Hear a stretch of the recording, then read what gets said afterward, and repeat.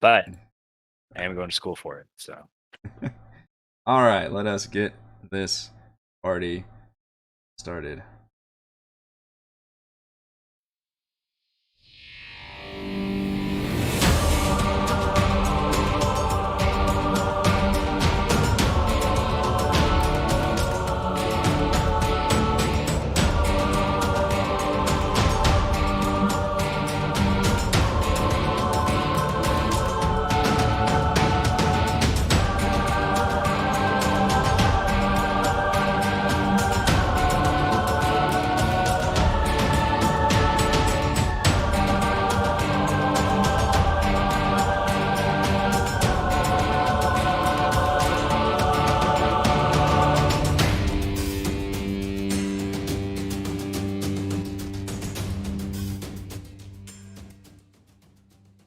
Hey everyone, Eric Watson here, freelance writer, player of games, writer of words, recorder of videos, and tabletop role-playing aficionado. Welcome to our weekly live stream to Dungeons & Dragons 5th edition online role-playing adventures. I'm joined as always by my wonderful friends. Chris, playing Balravin, the Eladrin Bard. So close! Heather, playing Frey, the Halfling Barbarian. Hello. Rochelle, playing Celeste, the Half-Orc Monk. Hello. Raymond, playing Edmund, the Human Artificer. hello. Reese, playing Thimbleweed, the Gnome Ranger. You pronounced my name right. 1 out of 5. We stream our sessions, it'll always be. We stream our sessions live on YouTube every Friday evening. Watch all of our D&D live series as well as reviews and Let's Plays on my YouTube channel. Read weekly session recaps at roguewatson.com and watch my behind-the-scenes, no players allowed live series Crafting Icewind Dale every Thursday. Head on over to our post-live session discussion Frostside chat after our show tonight. You can follow me on Twitter at roguewatson and join our official Discord server with invite link in the description below. If you'd like to support the channel, please check out patreon.com/roguewatson. Shoutouts to new patrons this week, Instant Lose and Gaston.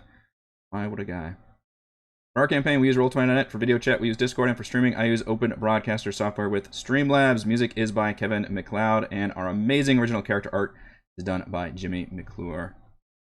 Previously on Icewind Dale, Rime of the Frostmaiden. We did some shit. We did do some shit. No, actually, I'm going to leave you on this map now. 5 unlikely heroes came together in Icewind Dale to investigate the increasingly devastating disaster of a sun no longer shining each day. Halfling Barbarian from the no-questions-asked town of Lonelywood and a Gnome Ranger of the Elk Tribe, natives of the Dale, met and traveled across the region for several days, searching for answers and picking up odd jobs, including tracking a beast near Bryn Shander.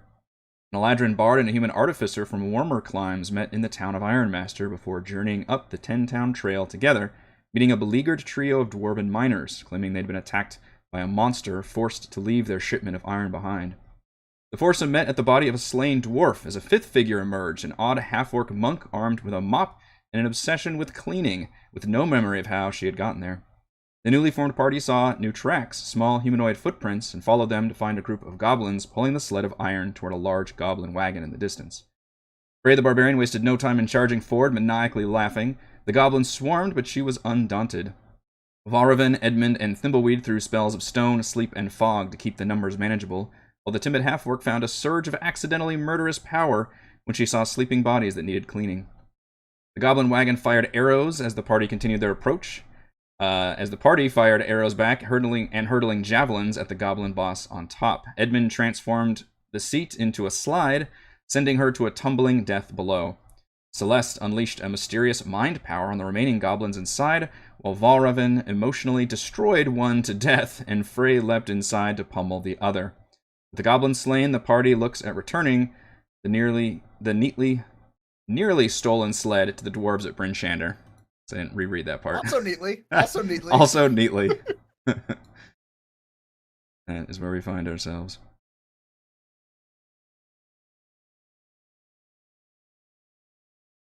So, how are these polar bears? Not fully friendly yet? How are these Polar polar bears? They've been domesticated in our Not after we- time. From what you can tell, these bears First of all, you don't have to roll a nature check to realize that bears are usually not domesticated. Especially polar bears. Yeah, but they've been fed honey. One of them seems to be, at the moment, distracted by your display of honey. Wait, it's supposed to go for both of them. Was it enough honey for both bears? I don't know. How much do polar bears eat? There's a. I'm it's so a glad we gallon- made it less than 2 minutes before we have to Google something. It's a gallon of honey. Well, I mean, you could split it up like you do with dogs. Like give them half a biscuit, so you can Yeah, each have I half a was gallon. planning to pour it in between them. Okay. Yeah, There's it's like maybe a more pot so they can dip their paws in there instead. polar bear trough. Ladle out honey to the individual bears. They're pretty agitated by your presence and by now they're starting to smell all the blood and just death in the air. I throw a couple goblin arms towards them. Oh, hold on now. I mean, you did say there was potion of animal handling. Human I did. paws. So, I'm not going to cast it because I don't have my character sheet open. But Edmund is going to put his hands together. And where is the potion right now? Is it like just on the ground in the snow? It was part of the loot that the head goblin had. She had. Oh, okay. Did we divide up the loot last time? I don't remember if everybody put that in their sheets, but I did type out what we should have gotten Okay. money-wise. There was talk. Yeah. But no, it wasn't official. We didn't talk about who took what items, though. So, right. So whatever the money is, that 11 copper, 3 silver a piece thing. Yes. Okay. Yep, So that's everybody right. gets that, and then there was a potion of animal friendship, and there was that what looks like a magic lantern, which is now no longer glowing. That has no flame inside, but it looks like it's magical in some way. Edmund says, "Hey, that looks like a bottle of animal handling. Someone toss it to me real quick. Get these polar bears on our side." Anybody? You're Anybody? probably. Oh, well, Celeste is passed out. We probably need to go check on her too. Yeah. Wait. I was about to say Celeste is the only one near the Well, body, but yeah. she is unconscious or stunned, I guess. She was stunned. Yeah. For just a few only- seconds. It doesn't Yeah, it last, only I don't lasts a think, for that. turn. Yeah, it's for a turn. So Oh, she that's probably right, snaps that's out right. pretty quick. But those Okay. of you that were close enough probably saw something strange happen around her. Valravn will step up and get the potion of animal handling. You want me to toss it to you, Edmund? I don't know if are you Yeah. comfortable with me tossing you a potion. Why? Do you have a bad aim? I assume yes. I hope us being within like 10, 15 feet of each other, we can Yeah. pass it fine. All right. Yeah. I hope. Yeah. Yeah, anyway. Yeah. I'll pick up the lantern while I'm Assuming it doing that. successfully does it, I'd like to how do you use a potion of animal handling? Drink it additionally. So I actually put this in your journal, I think. If you scroll down My character sheet to open. magic items. Mm. When you drink the potion, you can cast the animal friendship spell with a spell save of DC 13 for 1 hour at will. Mm. You think I asked I was gonna feed it to the bears? Feed the potion to the bears. Yeah. Gonna The make them bears better can charm targeted. so many animals. Mix it with the honey.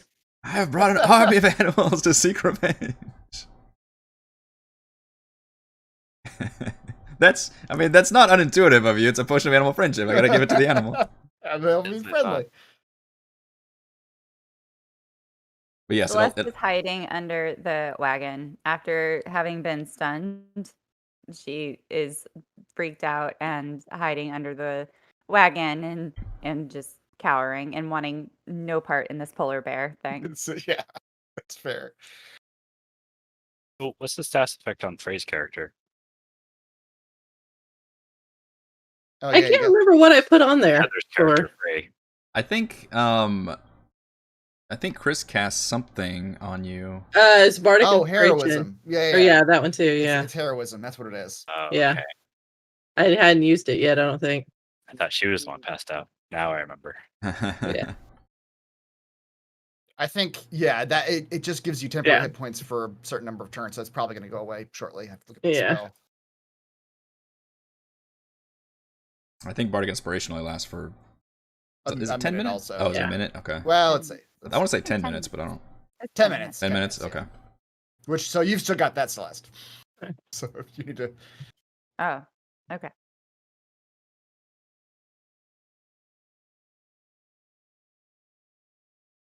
Celeste is cowering under this gigantic cart thing. Mm-hmm. Well, it's Just probably Kind of normal size shaking. for y'all. Right. Celeste is just shaking, going like, "Oh, I didn't like that. Oh, I don't know. I don't, just like that." I would say that Frey like crouches down to see you, but really she just stands there, and she'll just look at you and go, "Are you okay?"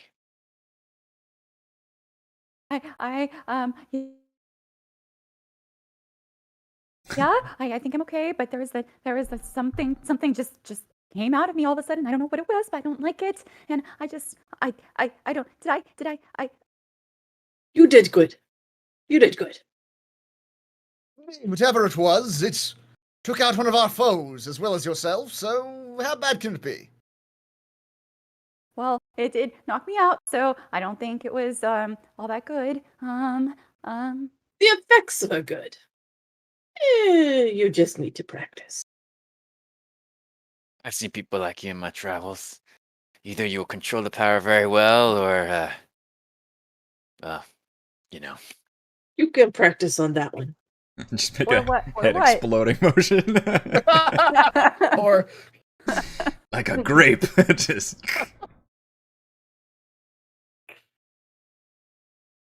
Celeste will slowly crawl out from beneath the cart and just look around like a rabbit, like a scared rabbit. we all should back away from these bears for the moment. While They're our chugging the friend. potion. Yeah, well, Okay. while our friend does his work. Frey doesn't back away from the bears, but she does tap Celeste, like pat Celeste on the shoulder. She's like, So what spell did it cast? It's this. Animal Friendship. The spell lets you convince a beast that you mean it no harm. Choose a beast you can see within range. It must see and hear you. The beast must succeed on a wisdom saving throw or be charmed by you for the spell's duration. If you or one of your companions harms the target, the spell ends. The duration is 24 hours. And the charm condition specifically means it will not hurt you. Just throwing that out there. So, okay. What's the DC for the wisdom saving throw? The potion said 13. Okay. So, do you have to roll on it? Or do I roll it? I roll the save. You just tell me that you are. So basically, when you drink the potion, you have the ability to cast Animal Friendship at will for the next hour. So you tell me. I mean, if you want to just say, I'm going to cast it at this one, and then I'm going to cast it at this one, and then I can roll the saves. Both bears. Okay. We mean you no bears. harm, bears.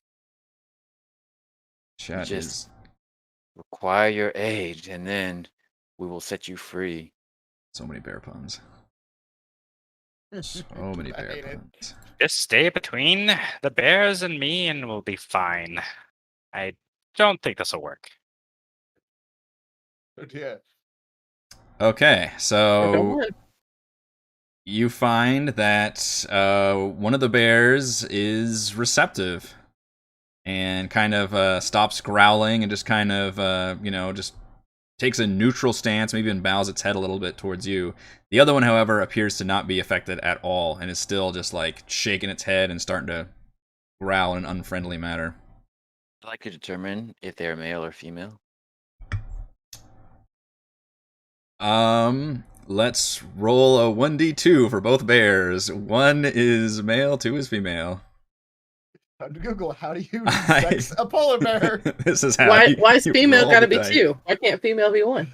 Maybe 2 is better than 1. If you roll 1 in D&D, it's usually bad. Well, let's pick I one think before I roll it. males are ones. So we said one It's male, the two penisy female? number. It's true. Yes. All right, number one. Number one's Of all male. the numbers. Number Yep. two. Just bros Yeah, being bros up here. Yeah. Too many dicks on the dance floor. Now, but he can like just do this at will, right? So he can just try it again. They don't become immune to the effects because you failed, right? I'm not quite clear on that. That is a good question. Whichever I one is still said- snarling, Frey will literally throw one of the goblin arms in front of it as a snare. Said you will be my friend. You stare at the polar bear number one in the eyes as he continues to pour out honey. Okay, with the combined might of the honey and the severed goblin arm flying its way, And honey, yeah, you know, just make a treat. it Make a dips it little- into the honey very gingerly. Just delicious. It's like mozzarella sticks. yeah. It's like how Um, Ares carries his bone around. It looks like a little cigar. He just sticks the end of it in, and it's like polar bear cigar. So that one eventually does submit. You're not quite sure if it's the magic or if it's the mozzarella stick goblin honey bear thing, but it is just Pats barely. him on the head. He pets him on the head. Kindly. Okay, And they let you do that. All right. So these bears are friendly to Edmund right now. Do they So care they are- about us? They are under The rest of us? they are under the charmed condition, which means they cannot attack their charmer with harmful abilities or magical effects, and the charmer has advantage on ability checks to interact socially with them. And what about people they've just met? Depends if I like you or not. I haven't decided yet. All right. Well, I'd like to grab the reins and start leading the bears towards the ingots. Might I suggest the rest of us perhaps stay out of line of sight of these bears? Or I they're can't friendly. tell. They're friendly to you, my friend. And Bears don't. They are wild animals, and as you told me earlier, they could likely outrun me. Oh, they can outrun you. I'm gonna test this theory. I don't Yep. sense much physical prowess from you. Oh no. Can we go in this wagon? Like, is it just does it have doors? Like imagine like a carriage wagon. Is it sort of that Yes. sort of situation? Yeah. All right, then. Valravn will step into the wagon and sort of, if anyone wants to come with him, but he'll be happy to ride in the back of a wagon. Although likely he will have to prestidigitate some cleaning. Because I assume goblins are not the most clean creatures in the world. I mean, we have Celeste. Celeste will clean. That's true. That's Why do true. you She make her will. clean? It'll be a good distraction for her. Mhm. Frey'll Let her- just like let her clean the inside of the wagon. But did someone say there was something to clean? What do you need? What should I clean? Oh my goodness. Well, that is a bunch of blood in that wagon. We do have to sit in here, my dear. Edmund's not going to wait for her to finish cleaning. He's just going to start hi-ying the bears. So y'all just Hi-ying. What was that? yeah, Frey'll just strike a torch and just start walking back towards the original cart. Okay. Dump these goblin bodies out of here too. It's in the back. Like, the very back. Shuffling the games around.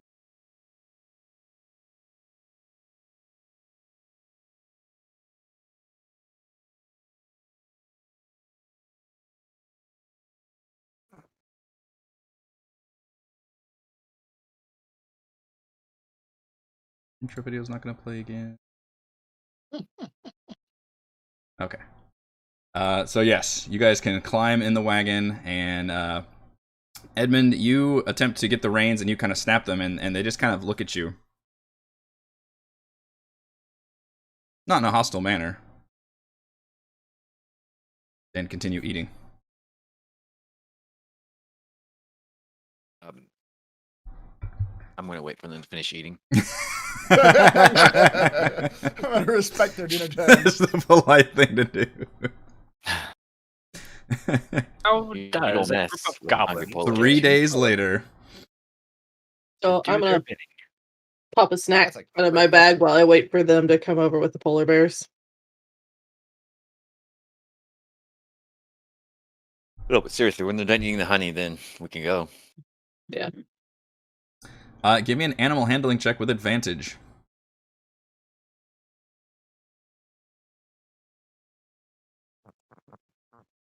Be close.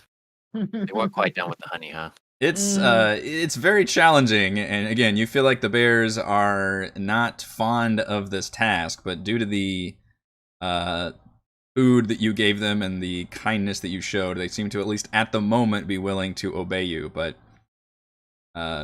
you still have a feeling that this bond may be temporary at best. Those are all bonds.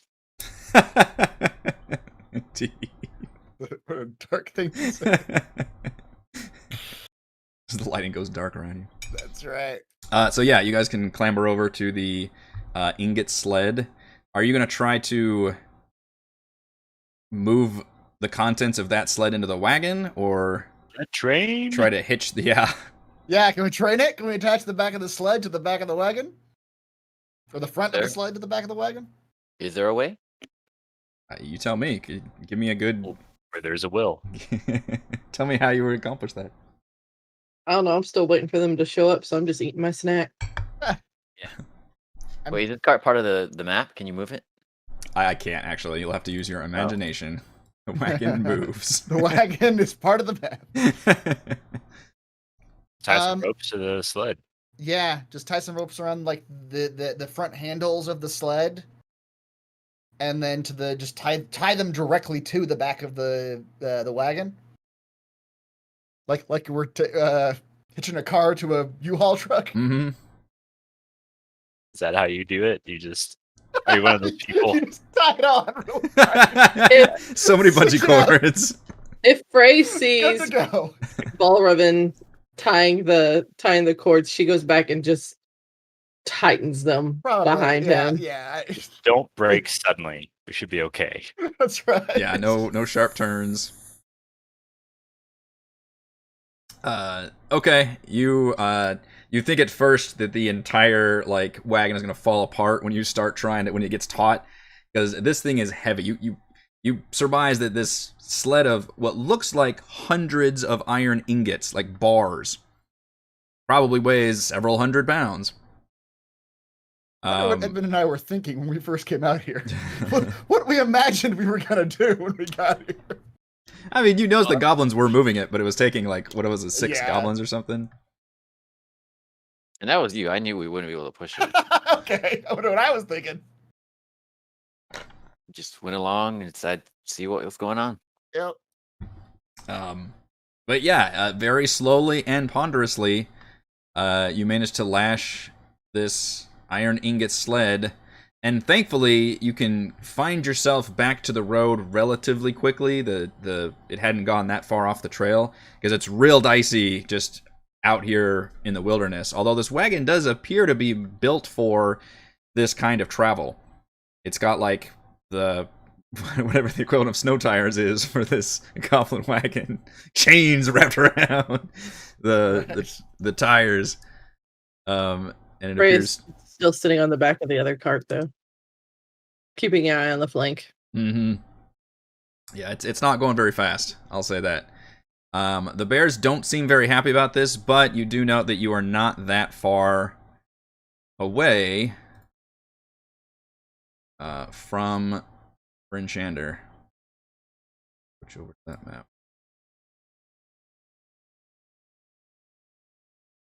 Question, my friends. Is it going to be problematic for us when we roll up onto town in a goblin wagon led by polar bears? One can only hope. As you roll up to I- town, the goblin I wagon of polar bears. I assume this wagon. I'm trying to remember the picture from last week, but I assume this wagon Oh looks yeah, I should show that. goblin-esque. It looks sinister in nature. All right, I got it here. Magical tinkering. I touch a tiny non-magical object as action. Give one of the following magical properties. Is there like a little maybe a point at the front of the wagon or somewhere near my seat that's tiny? Anyway, I'm sure there is. I'm going to that front choose part looks like a seat. the third item. The object continuously emits your choice of an odor or nonverbal sound as nonverbal. So it means not words, correct? Yeah, that makes sense. Okay. Yeah. So the sound is going to be the music from an ice cream truck. As we approach town, Which ice cream is truck music. what is that? plays. Camptown races? What do they play these days? Who cares? Except for just goblin parts. So, and stuff, so like That's right. the kind of music, like the piano music you would hear at like a tavern, basically. Do do do do do do do do do do. No, hold on. There you go. I'm trying to remember the ice cream truck in my neighborhood. That's another one.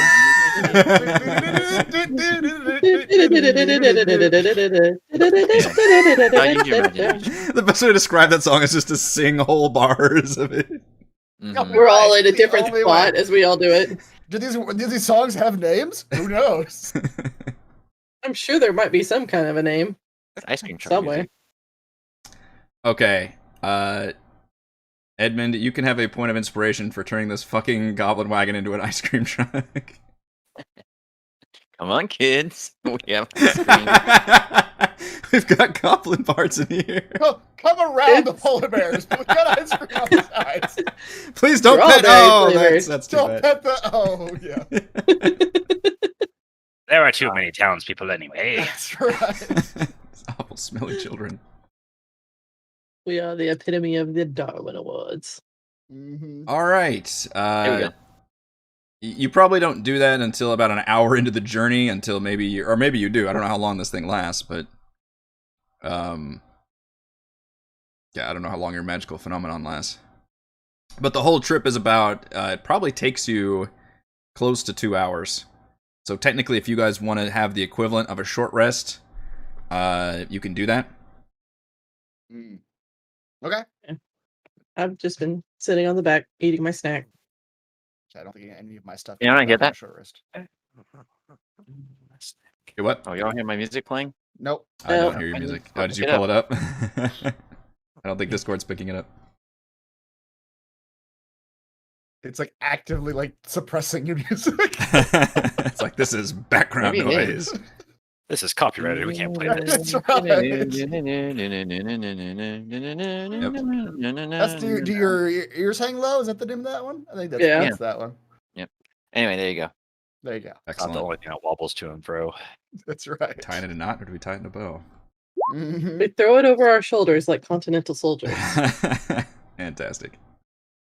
Yes. Okay. There is also an item you can identify during the short rest, by the way, which is the lantern. Oh yeah. Lantern that the goblin boss had picked up, and you had seen her attempt to hold it up and open it up, and it looked like this flare gun bird like shot out and tried to hit Edmund. And what you found is that this is Ember's lantern. This old rectangular lantern features glass panes on all four sides. The flame inside burns with an unnatural... So there's currently no flame inside, by the way. I'm just describing. With an unnatural intensity, occasionally fluttering about like a bird. While holding it, it sheds bright light out to 20 feet and dim light for an additional 20 feet. Ember's lantern has 3 charges. As an action, you can expend 1 charge and open the lantern to release Ember at a point you can see within 60 feet. Ember flies out toward the point and lights up the area in a 20-foot radius with bright light and another 20 feet of dim light for 10 minutes before dissipating. You can expend 2 charges to release Ember at a creature you can see within 60 feet. Creature has to make a DC 13 Dex saving throw or takes 1d10 fire damage, and the target is temporarily bathed in light, granting advantage on any attackers who can see it until the end of your next turn.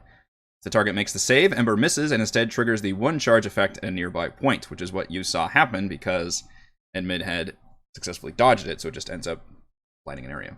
Ember's Lantern regains 1d3 charges after each long rest. Those require attunement.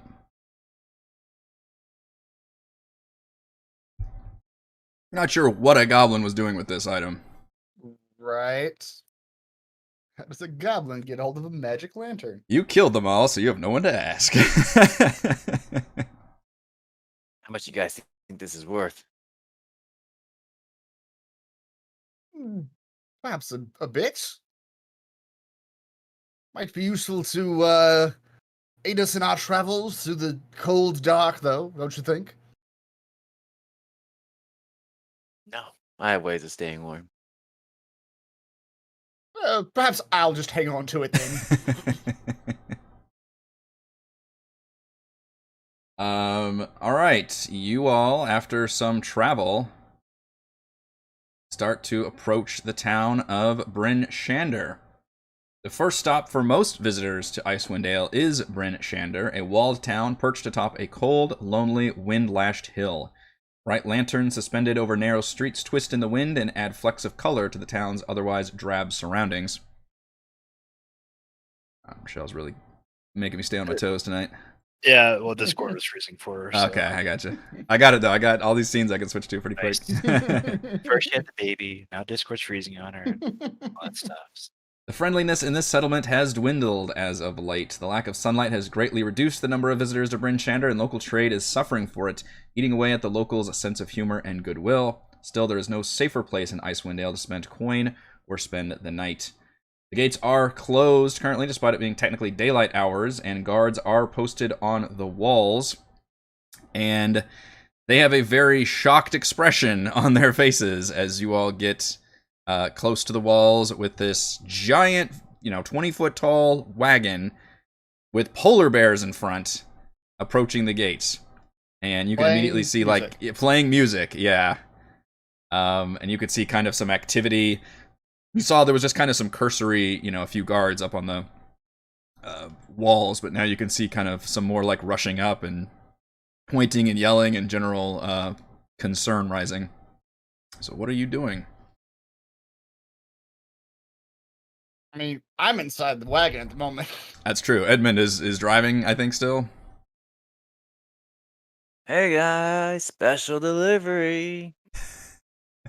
He's like leaps off. Yeah. With it still going. Real hard, and then it leaps off. I didn't have arrows notched. I'm like, okay, time to go.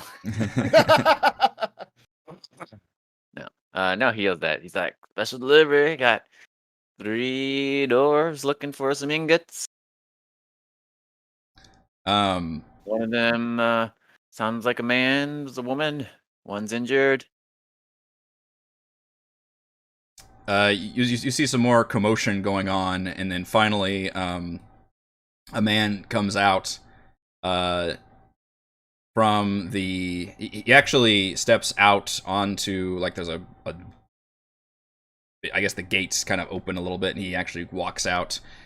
Still very wary of and you guys probably didn't come up right to the gates. I assume you stood back can't stop. A polite distance. Yeah, can you put the brakes on? We've got the momentum of this huge sled just crashing into the gates. Oh no, the brakes don't work. The bears do seem to get a little trepidatious once they get close enough to the city, and they actually kind of start slowing down on their own.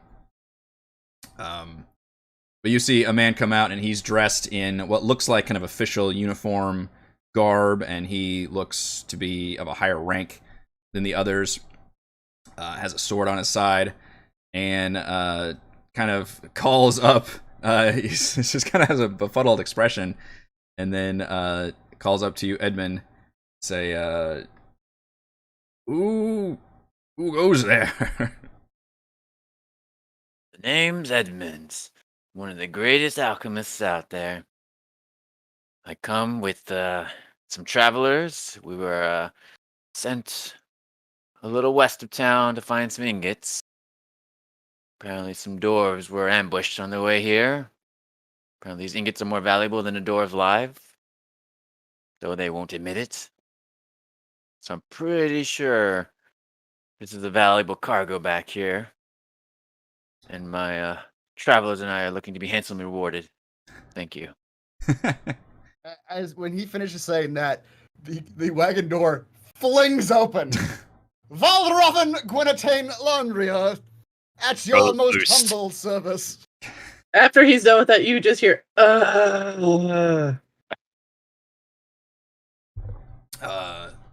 Yes, we did have some dwarves come here not long ago. We're in bad shape. Really talked up a fine pair of figures, you and you. Yes. Didn't mention anything course, about the bears you've got here, though. Yes, those are too valuable. Why would they do that?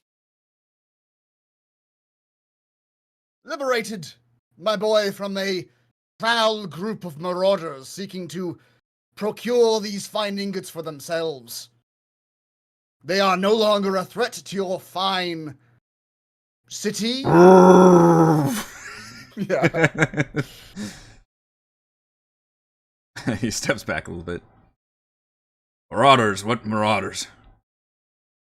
Goblin folk wishing to take what these dwarves earned fairly for their own ravenous greed. He actually mutters to himself and says, shit. Goblins. This close, how far away? Raven shrugs. Maybe points at the ranger. How long have we been in that wagon? Like an hour away, maybe? I don't know. It's a little more than that, yeah. Yeah. It's too close. Well, I'm sure the dwarves would be very satisfied. He kind of has to, like, walk around to see the actual ingot sled that you've got, and then his eyes actually shoot up. He says, that's when he sees me. Yeah, atop it. Mm-hmm. I see you found some others as well.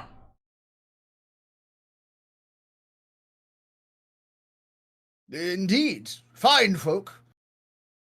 Others? Is he referring to myself and my companion, who is also the same height as me? I believe that is specifically who he was referring to, yes.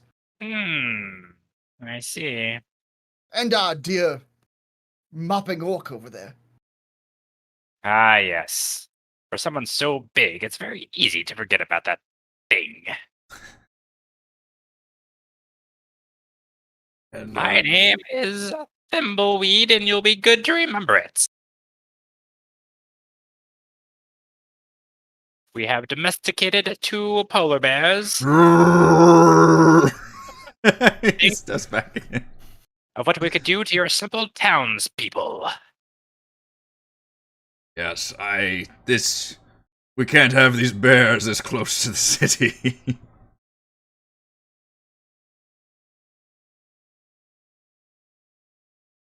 These creatures are dangerous. Only if you get close to them. I suppose that means you will not be allowing our wagon inside the gates, then. In its current condition, anyway. Certainly not. The bears will have to be immediately... He kind of looks side glance at some of you. What's happening? Your poor bears are being rejected. Yeah. From the town? Sounds specious to me. From the town? Yes. Mm-hmm. Oh, I'm not worried. I mean, I'm releasing them. Okay, that's probably what you're probably gonna have to do that, because none of I us put can go near them. I Yeah. put my hands together and some electricity travels down the, is it a yoke? That big... Are you releasing them right now? Yeah. Holy shit. I mean, we brought the ingots to town. All right, so here's the. I don't know how long Raymond. Raymond's been here, but this sheriff, he introduced himself as Sheriff Southwell, is outside, in front of the wagon, outside of the gates. You all are parked outside of the gates. There's guards up on the towers. He's kind of conversing with all of you, and he has informed you that the wagon definitely can't. It probably just can't fit in the city physically. It's just too damn tall and big. And certainly will not let the bears anywhere closer to the city. He whispers to the bears, "All right, guys, I'm gonna let you go, but don't attack anyone around here, or else they'll kill you dead pretty quick. All right, So kill you dead. Kill you dead. This is your chance to be free." Probably But before shortly you do followed that, by Edmund- us as well too. Yeah, you're right. Before you do that, Edmund, should we, if we can't, so we're not gonna be able to take the wagon in the city at all, even without the bears. Is that I what don't you know why said? that. Like it's too I don't know why big? that's. I don't know why that's our job. You know, we brought the ingots here. Well, Are I don't you wanna keep are this- you all mercenaries? Only if you pay us. We are adventurers and novelists, my boy. My friend. Some my of us boy, more an older adventurous man. and more novelists than others. I mean, I don't know. As an older elf, everybody might seem super young to you. I mean, absolutely, that's true. Yeah. Oh boy. Yeah. He seems mildly annoyed by that. He says, "Well, we could use you folks. You can keep the wagon if you'd like. Could even put some guards under it. Save it for you, but certainly not with these bears, and I don't know what we could use to hold this wagon." Or guards, perhaps? Strap them to our wagon. You offered. They'd be useless under our wagon. That is very kind of you, my good fellow. Yes. We would appreciate the caring after of this wagon. Though it is only recently ours, we do care for it quite a bit, don't we? Yes, I think he's ignoring me. I mean, I heard a lot of cleaning going on inside. Yes, we put a lot of It's work spotless into it. inside by now. We renovated the inside considerably. All the inside had was like just a bunch of like hay and like goblin bedding sacks. Like That's it was probably just out now, right? Yeah. Now there's not hay inside of it. Big goblin nest inside of there. yeah, a bunch of goblin eggs sitting in a corner, just now crushed. Oh, she made omelets. That's right.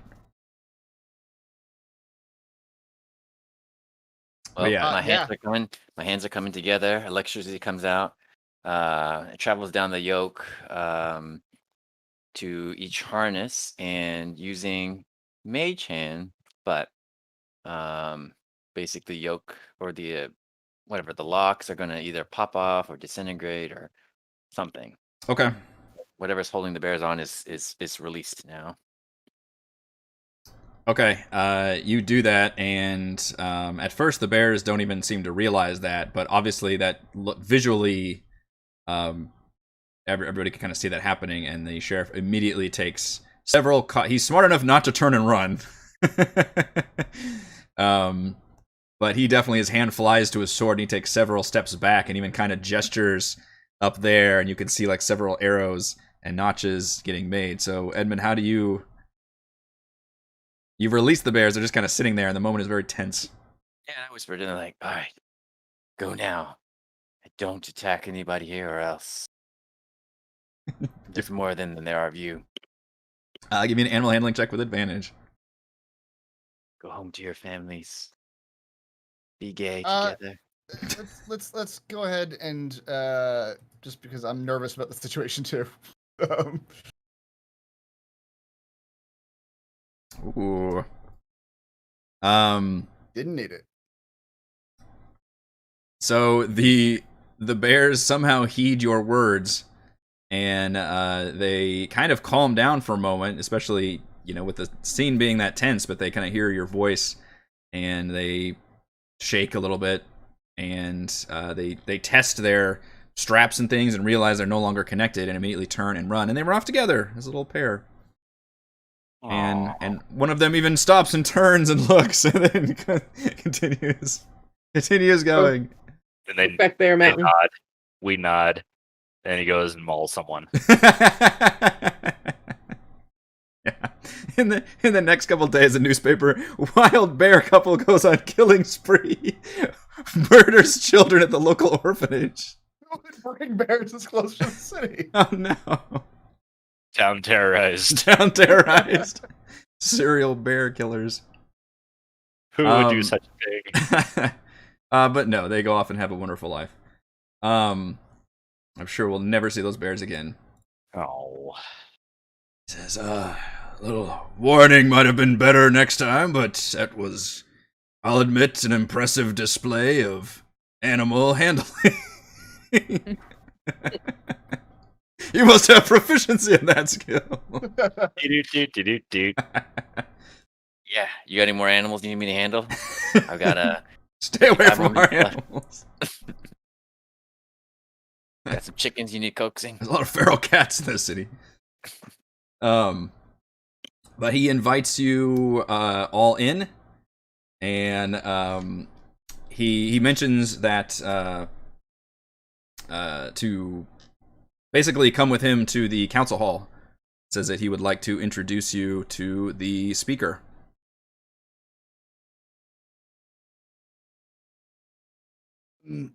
Are they gonna handle are they gonna keep the ingots safe too? We turn. Yeah, you already see some. Now that the bears are gone, he's motioning, and the gates are being opened for you, and some guards are coming out. And he says, "Yes, we knew that Garn was expecting a shipment. We weren't sure if it was ever going to get here. We don't see too many visitors or shipments these days, but." And the dwarves are probably resting at the inn. I will gather that information for you, or you could go to Black Iron Blades. Garn himself, sure, will be happy to have those ingots, but we will have them delivered there. But if you lot would come with me to the council hall, there's the council of speakers going on right now. How far into the city is this? I'd rather not. Funny you should mention that, as it's actually very close to the south gate, which is 600 feet away. It's actually, one of the closest prominent buildings to where you are. All right. Frey will come up close to them like, "Don't worry, my friend. We will not be here long." Ah, good. Your words reassured me. Let's go, tall one. Tall one. Okay. As we're yep. walking though, can I actually pull the sheriff aside for a moment and say, my friend, are you the same Sheriff Southwell that presided over the frost giant siege of this very city some years ago? you kind of get a little too close to him, and he kind of almost involuntarily takes a little bit of a step backwards, and then he kind of stares at you for a moment and nods. Says, "Yes, we've had our share of troubles here." Most fascinating. You will have to let me sit with you at some point. Let me buy you a drink or a meal. I've spoken with a few of those involved in that particular incident, but having one so close to the action such as yourself will be vital for my book I am writing, you see. He sighs heavily. As much as like a police officer sighs when dealing with like journalists and stuff. It's like,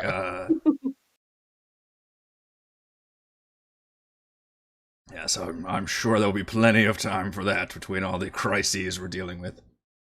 Oh, certainly. There's always time. We can always find time. So he leads you all to the council hall, and Bryn Shander is probably the most developed City is a strong word in the 10 Towns area. It is still definitely a town. It's a large town, and it is fortified with a giant wall that rings around it. So it feels less of the, like a frontiersy town than other towns may. But it definitely has a dour malaise over everything. It's still that weird, cloudy, overcast. It's late in the day at this point, and it's been dark all day. Not pitch dark, but just gray and just misery dark. And you just kind of feel that just overhanging everything.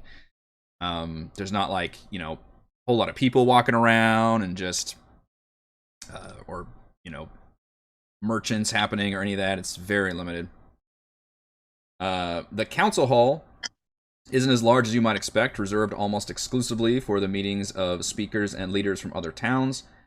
From outside, sullen guards wearing the Bryn Shander heraldry of antlers on golden wheat nod to you and Sheriff Southwell as you step inside, and you instantly feel the welcoming heat of a roaring fireplace.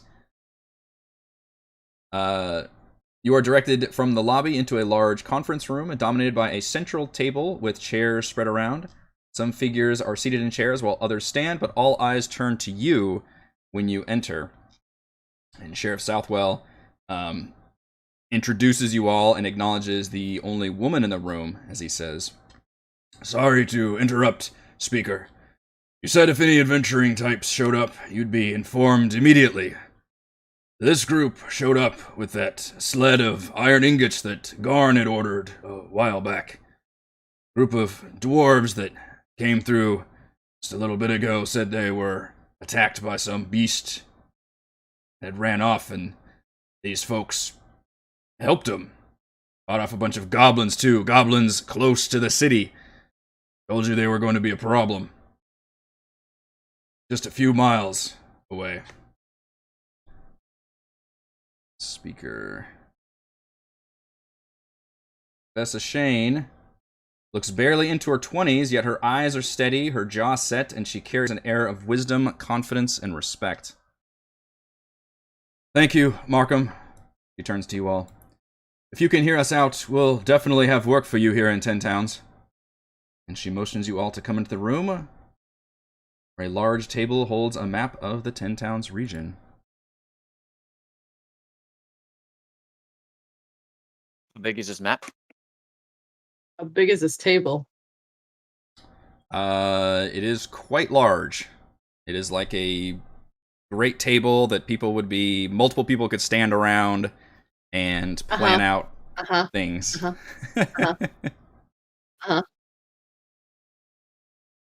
Well, Is the map as big as the table?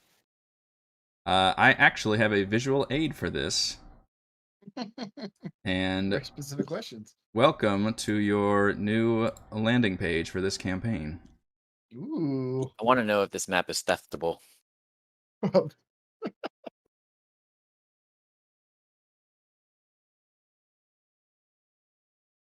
So this is similar to the table that you see, but obviously we'll be using this as our intro for no matter if you're actually starting your adventure in this room or not. That's cool. Yeah, Nice. thank you. This was a fun little project to put together, but I wanted something a little more exciting than the Yeah. typical splash page. So, Title page. Yeah. but I've added sections for quests, rumors, and leads, and obviously that's all of you at the top. And then a bit of the kind of cutaway map of the bigger map that we were looking at, which we will switch to as well when we need to, but just so you have something visually to look at. Cool. This will be like Yeah, at the beginning of the sessions? Tokens up. Yes. Oh, yeah. Yeah, so this will be just like during the beginning of the session as kind of a way to like refresh, like, Yeah. what are we looking at? What are we doing? Nice. If you have any other, and yeah, your token is there so you can tell where you are. So we can move that around instead of having something that just says current location. Nice. Cool. And she introduces 4 other figures, all leaders of different towns in 10 Towns. She introduces an older man sporting a black beard and wearing a heavy fur coat as Speaker Daneth Whalen of East Haven. All these ones are kind of nodding at you. An impossibly elderly dwarf staring straight ahead with a vacant expression as Speaker Dorbelgruff Shaleskar of Bremen. Do not have a picture for him, unfortunately. A well-dressed man with a pointed face and a neatly cropped chin beard as Speaker Nerth Maxildanar of Targos. And a handsome young male half-orc as Speaker Maschu of Tourmaline.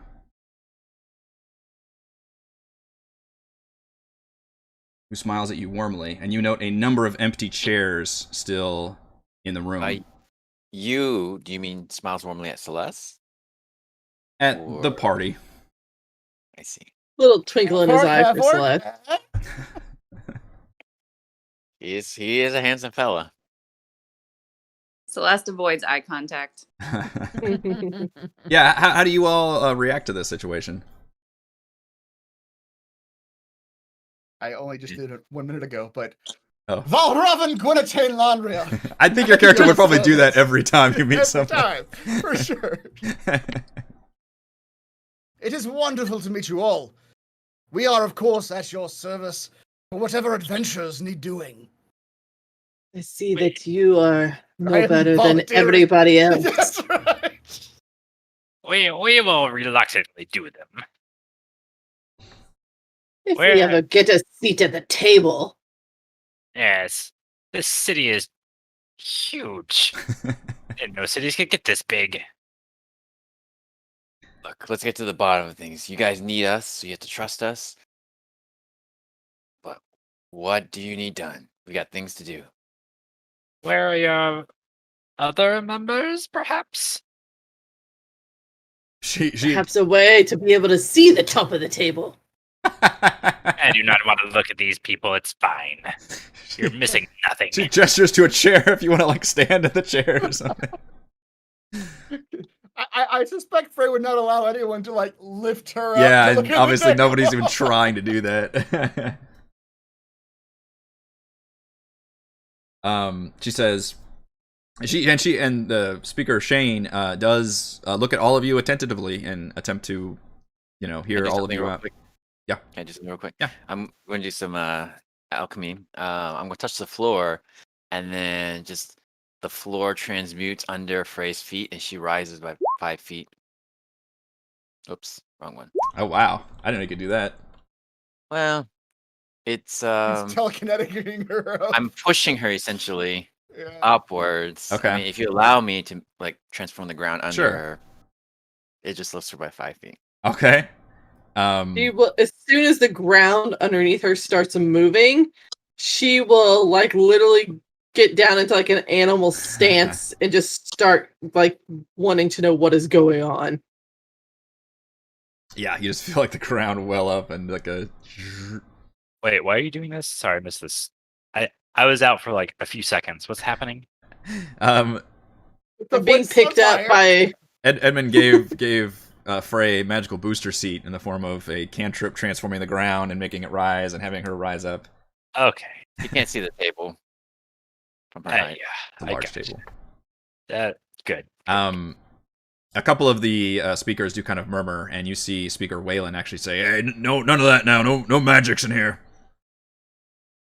oh, Not get magic. over it. It's science. Yes, it's a scientific magic. That worries him even more. He does not seem like a man who is amenable to science. She says, "We've had our share of adventurers in these parts, and these days we are in desperate need of some heroics. You haven't already heard, Icewind Dale is troubled. We haven't seen the sun in many months, and we don't know why."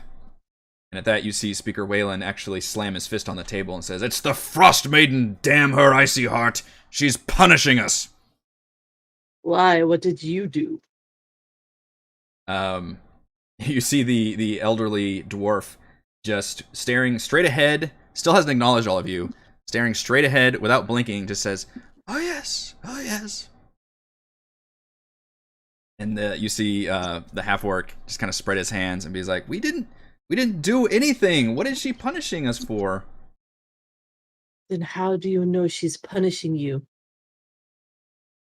And Speaker Whalen says, only she's got the power to do this to us. We haven't been giving her fealty like we should. We've forgotten the old ways. So you did do something then. Yes, we've been ignoring her, fueling her ire. And you see, Cooped up in this town for too long. You've forgotten the old ways, indeed. yeah, you see Speaker Max Ildenar. He kind of leans back in his chair and begins flipping a gold coin through his fingers. That cool little maneuver. And goes, and he says, maybe she hates that just about anyone can be a town speaker these days. And he kind of glares at the half-orc. And Speaker Shane says, some folks claim that we've been cursed. Now, I don't know what to believe, kind of shutting Waylon down before he can say anything more. But I know that we can't last much longer. Animals are leaving us. Monsters, like these goblins, are becoming more aggressive, getting too close to the cities. And our lakes are completely freezing over. Our militias are stretched thin, and we need some help. And she walks over to a cabinet and grabs a long leather pouch and carries it over to the table and opens it up. And she reveals a set of old, worn copper badges. And she says, I know that we're supposed to have a majority vote to officially deputize 10 towns marshals, but times being what they are, we haven't heard from some of the smaller towns in weeks. And she sighs, and you hear her kind of say under her breath, I thought at least Trovis would want to be here. And Speaker Maxilnar hears that and says, that reptile's probably stopped at a tavern on the way and passed out drunk. The old dwarf whispers, oh yes, oh yes. Well, there's 5 of us here. I know Nimsy would vote for all of you if she could make it, so... See Speaker Maxilnar lean forward. Now, wait a minute. We don't know anything about these people. And you want to deputize them? Oh god, you're doing your southern lawyer voice. You want to? I was actually going for used car salesman. One and the same. Yeah, basically. And the Speaker Whalen says, Nerth is right.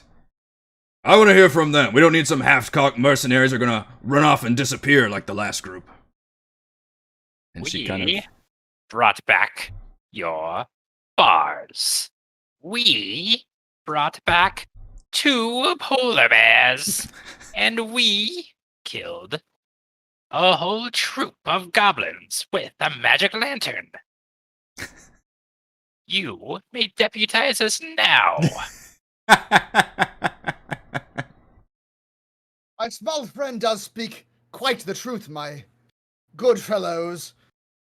We have, if not proven ourselves yet, provided you ample service thus far that should surely go quite a ways into proving our usefulness. If you need proof, just read this guy's book over here. That's right. I'm in the middle of writing the adventures of our goblin attack just now. Speaking of, do you have a tavern or something where I can perform this particular adventure story? It's quite Please, good. I want to get out of this town as soon as possible. Yeah, that one's dressed like one of the Regad tribes. I don't know, can we trust them? Can you trust us? Of course you can trust us. Why do you not think polar bears attack your town more often? It's because of us. We keep you safe. We're always watching out for polar bears. Yeah. That's us. Roll a persuasion check with advantage, Thimbleweed. All right.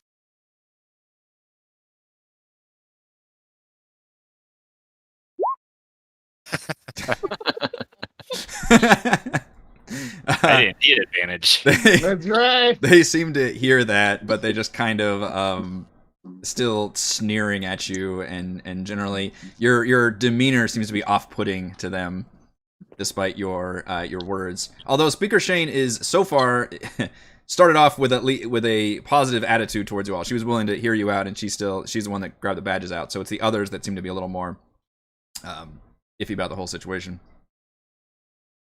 What are the rest of you? What is Frey, Edmund, and Celeste doing? That's what you want. See what happens when the polar bear eats your face.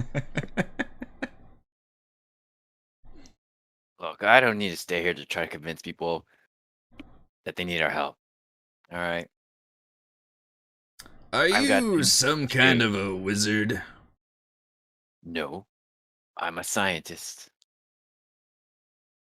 You see Speaker Wayland say, What does that mean, scientist? What does that mean?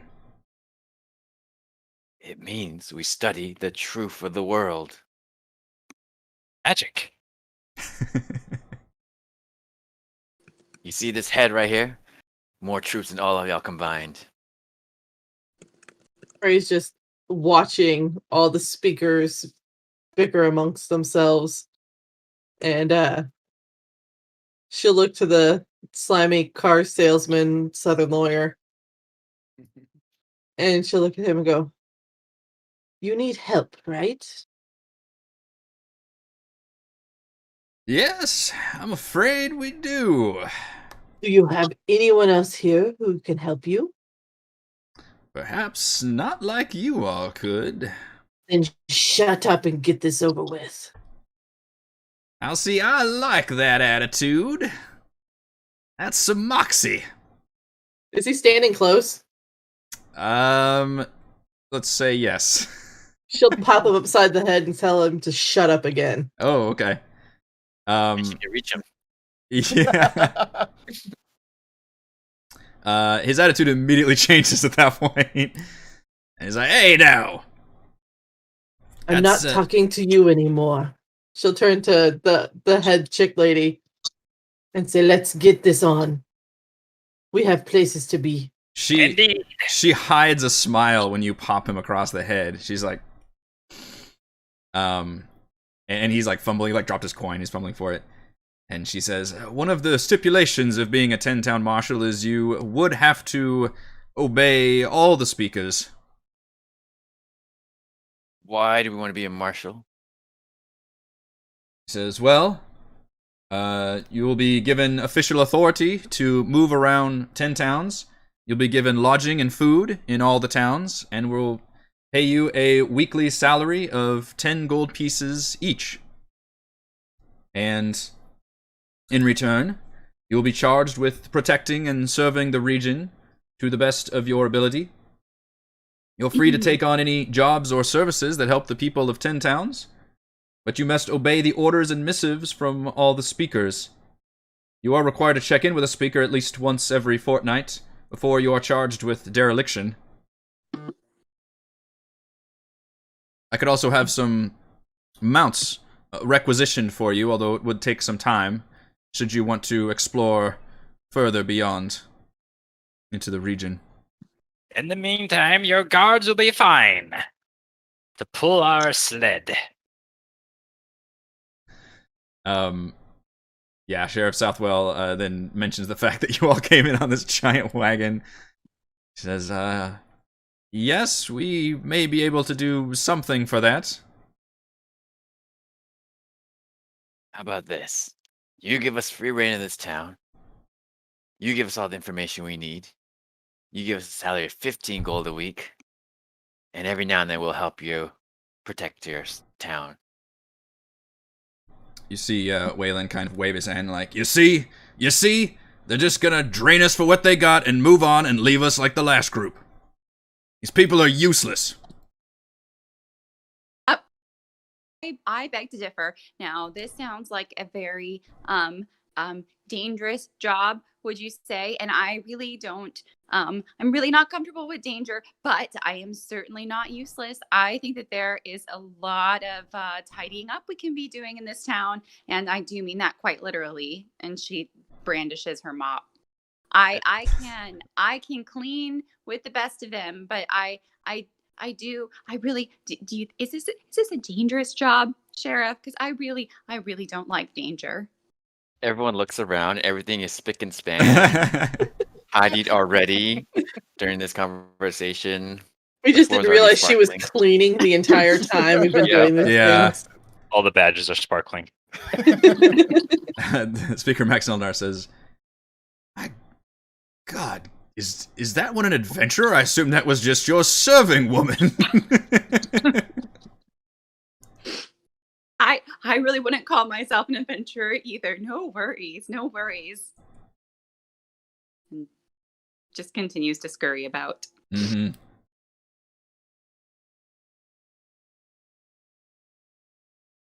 Fuck. Who's the most annoying so far? Not us, but of them. Which one of us is the most Is that- annoying? That's a new poll. Who is the most annoying? How about the coin guy? Is he pretty annoying? No. What's the who's southern salesman? That's Who's the one that doesn't want us? Southern salesman. so far. Yeah, the half orc hasn't really said much. He looks just kind of nice and willing to hear you all out. And it's been speakers Waylon, who's been more of the like science. What's that? And then speaker Max Sildenar, who's been the southern. That's the one I hit. Talker. Yeah, when he popped. And then there's that old dwarf who has still not acknowledged anything or what's going on in the room whatsoever. He's just staring straight ahead and occasionally muttering. Do we have a picture of Wayland, or is he one that we don't? Yes. Oh, there he is. Daneth. Okay, Daneth Wayland. Okay. To the one that Frey punched, she says, "How about if we all punch you as hard as possible? Will that prove our worth? It's if what? If we each punch you as hard as possible, will that prove our worth?" Speaking to that one. Uh-huh. It's like I have no doubt that you all are capable of fighting off hordes of goblins, whatever the problems are. But what we need are people who are responsible and are gonna help us and help our towns. You need people. The last who group go. know. As you say that, Speaker Waylon grumbles like, "Yeah, the last group weren't the first lot who came here looking for trouble." And Speaker Maxilinar says, about less than a month ago, a group of adventurers came in to my town thinking they owned the place, really throwing their weight around and their gold. They were buying up supplies for some big excursion. Thought they might be of help to us, but apparently they'd found somebody else to work for. In fact, So it might they be a not good gonna- thing for you all to follow up on. Did they take their money No, and they just not do the job, or did they not take the job at all? they didn't take the job. Okay. Edmund speaks up, points at Celeste. "Look, this one's all OCD and will not let anything go astray." Points to Valravn. "This one documents everything that goes on. Can't get away with anything under him. These two," he points to Frey and Thimbleweed, "I don't know yet, but I'm the smartest one in this room, and I'm sure we're better than that lot that you already thought you hired previously." Roll persuasion with advantage. Better than Ooh, Thimbleweed. My charisma's a -1. Just for kicks. Yeah. I'm gonna use my bardic inspiration you gave me earlier. That's yeah. What is it? A 1d6? Mm-hmm. We could say that you gave it to him again because you guys took you were like on the road for 2 hours. No, this was right at the gate. This is Oh, when you he gave was it to him gonna- again? This is when he was gonna send the bears Oh, away. that's right. Okay, you're right. All right, 18. Okay.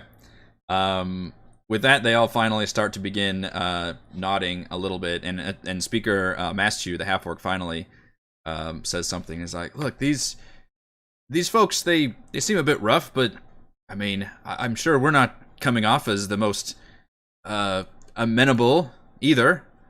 And most of them just glare at him. "But we could really use your help. I could use your help." He's the one from Tourmaline, right? Yeah.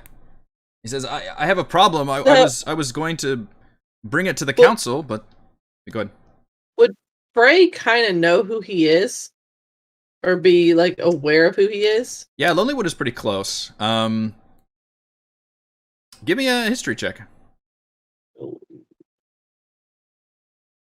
With advantage, because you know you're from the area.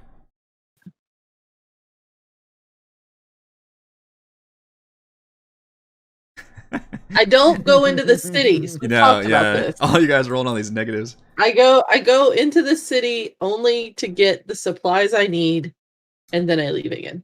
Yeah, you would probably remember that he is, the speakers are obviously the leaders of the town, like the governors, and that he is, you recognize the last name, Speaker Mastu, and maybe you might have heard that a Speaker Mastu stepped down probably not too long ago, and that another Mastu who's got the same name, and you can presume family, took up the leadership role.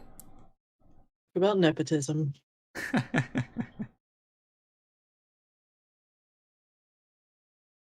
But he says, recently a group of kobolds has moved into our biggest gem mine and scared away the miners.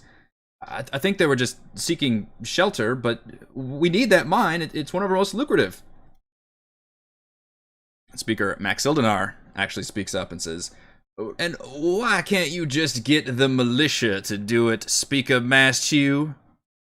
And you see that he, the half-orc, looks quite embarrassed at this and just kind of mumbles into his chest a little bit.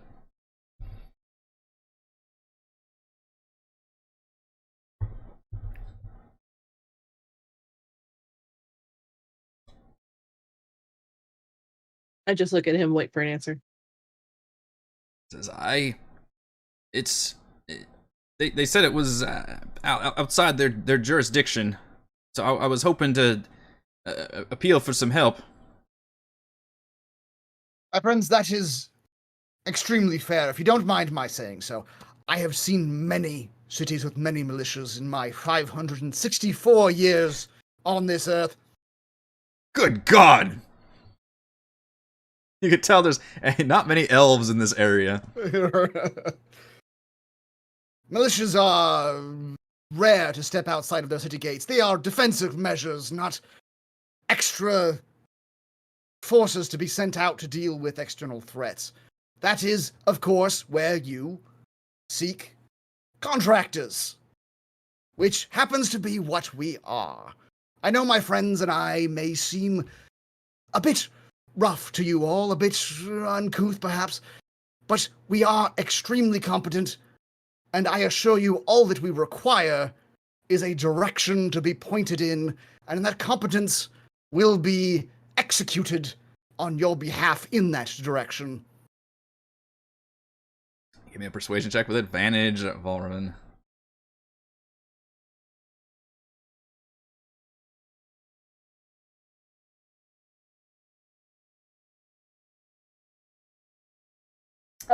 Even with my +6, it would be great. They all seem a little, definitely sitting up and paying more attention to you, minus the dwarf who, after you give that whole speech, the elderly dwarf just says, "Oh yes, oh yes." Is he all there? He seems quite senile, if you don't mind me saying so. Yeah, Speaker Shane says, Speaker Shaleskar is well, he's not 500 in years, but he is certainly very old for a dwarf. Speaker Max Eleanor says, like, I can't believe he made the trip. Dwarf's gonna keel over at any moment. But they do appear to be... I assure you, for an elf of the Feywild, I am simply a man of middle, maybe higher than middle age. And then she asks you formally, like, do you all accept this position? This badge will give you the authority to move around, and you basically have the will of each of the towns, and it represents our unity, and that's something that is of increasingly concern to us and to me, especially that we haven't heard. This Council of Speakers, we meet once a month. one or two speakers not showing up isn't cause for concern, but we were only 7 last month and now 5. I worry that, especially the more isolated towns, everything's freezing over. We're not hearing from them. Would you be willing to be 10 towns marshals who can follow the speakers, help us here in 10 towns, and in return we will pay you and give you free lodging and food while you are here? I believe each of us will have to accept on our own accord, but I can say that for whatever reasons we are here to see that the threat posed to your great 10 cities is quenched, and you are yourselves safe. So in that regard, I myself will accept your generous offer.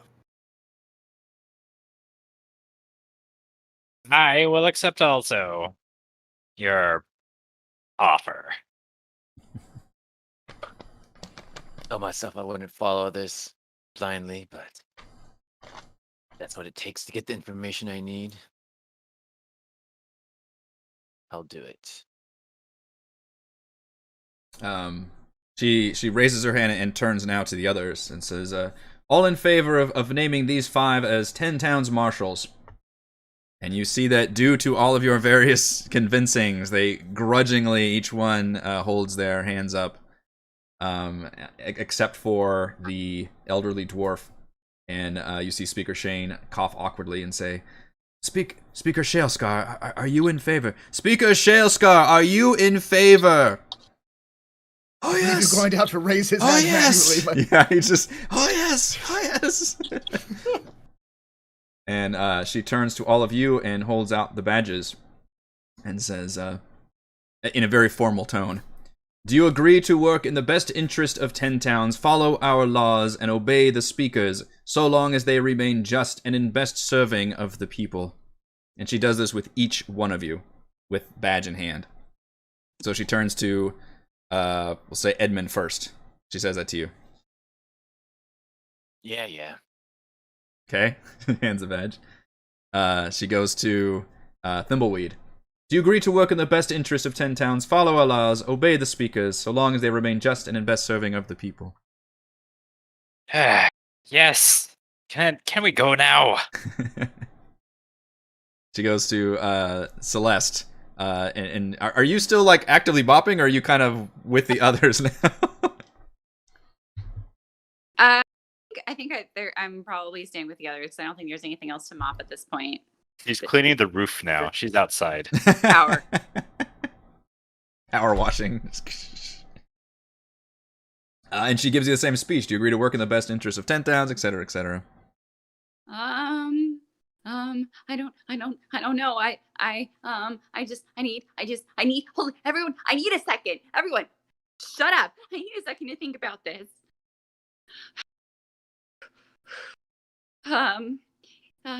Yes, I think so. Yeah, some of the speakers look reluctantly, but she does hand you the badge. You have it. Ironclad, that one. Frey, you're next. She comes up to you and says the spiel, and then as she gets closer, she says, You seem like you are from the 10 towns. Am I correct? What was that? Sorry, it's not picking up. You're not wrong. Yes. So which town? That is my business. And you hear one of the we'll say Speaker Wayland kind of turn to the half orc and says, it's gotta be from Lonelywood then.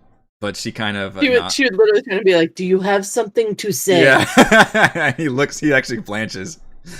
But you see Shane is very diplomatic about this and just kind of nods and says, well, I trust that you know why we need help more than all of them then. and then gives you the speech. Do you agree to work in the best interest of 10 towns, follow our laws, obey the speakers, as long as they remain just and best serving of the people? I will do what is best for 10 towns. The rest I cannot agree to. Daneth Whalen kind of actually slams a fist, says, "Here, here!" Gives you the badge, and then Valravin, you are last. Gives you the same speech with the badge. Come on, Valravin's got a speech prepared for this. Oh, I, God. Valravin Gwynetain Lanria, Takes the microphone. I'm at your utmost service. And please, my good speakers, know that your names and this decision that you have made today will be cast in the pages of history henceforth. That's... In my understanding, any time that we are in the pages of history, it's because of something terrible happening, so... Certainly, it's not an exciting story otherwise. I'd prefer the boring ones. Nah, don't worry. The winners write history. Don't worry. By the power vested in this council of speakers, let these 5 be given the authority of 10 towns marshals. Now, and you see all of them go, "Yay!" Now, and she turns to all of you. Normally, we'd have more speakers here, so it may be a bit awkward when you show your badges in towns that weren't represented here. I'll try to send word around, but it's getting harder and harder to communicate, especially with the smaller and more isolated towns.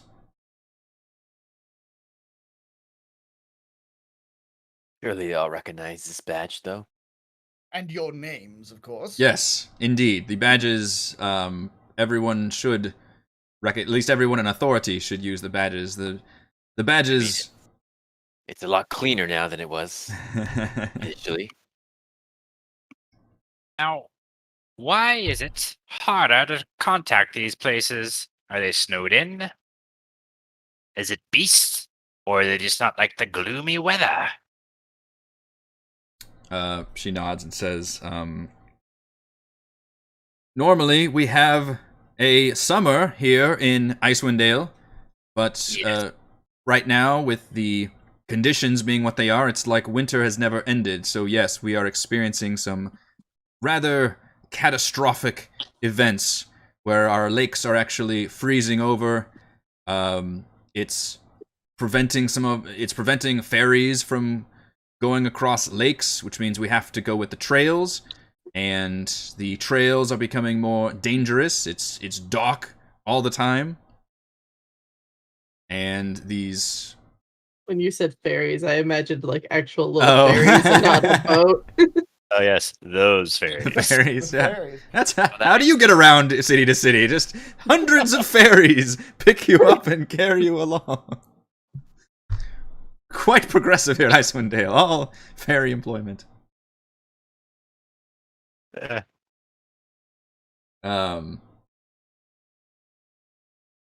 So, and then Speaker Maschu reiterates that that he's got a problem with kobolds in one of his gem mines.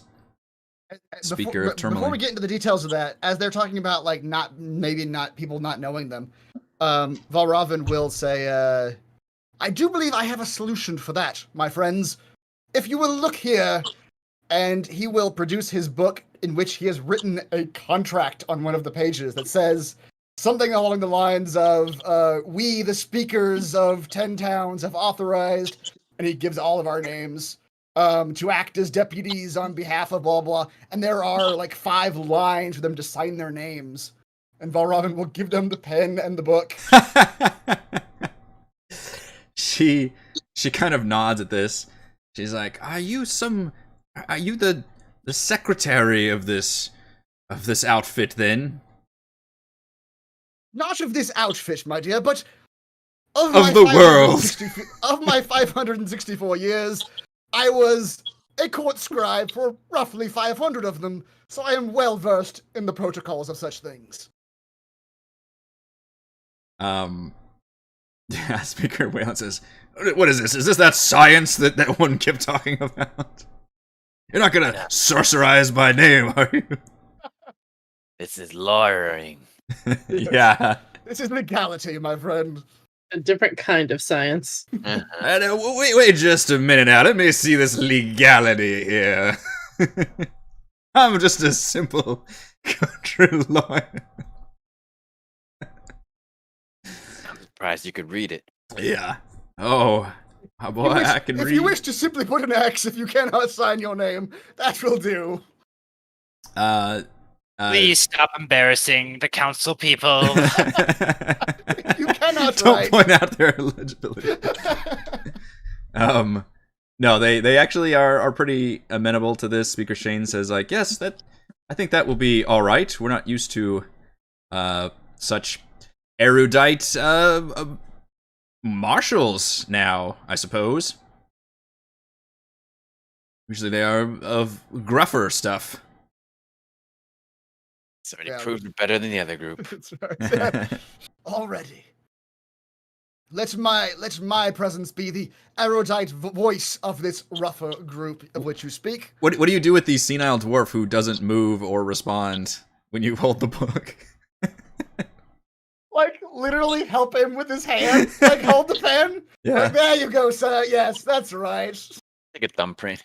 He still stares straight ahead and just says, "Oh yes, oh yes." That's what it says. Yes, oh yes. What his name is. When you turn, you see the most beautiful signature. It's just like gorgeous and like lines and things. Just like, what the fuck?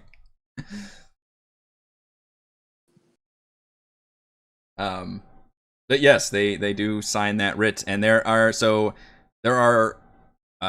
5 of the 10 towns represented there. Okay. Tourmaline, Bremen, Targos, Bryn Shander, and East Haven.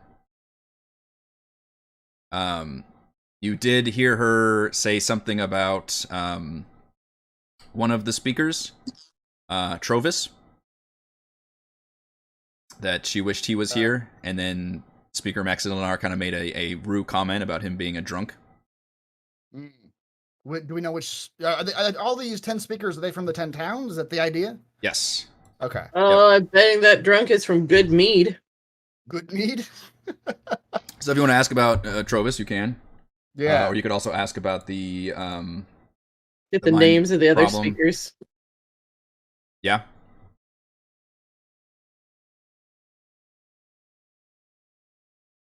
Yeah. Yeah, for sure. Where was the drunk from? Do you say that? I don't remember his name already. Trovis? Trovis, That- yeah.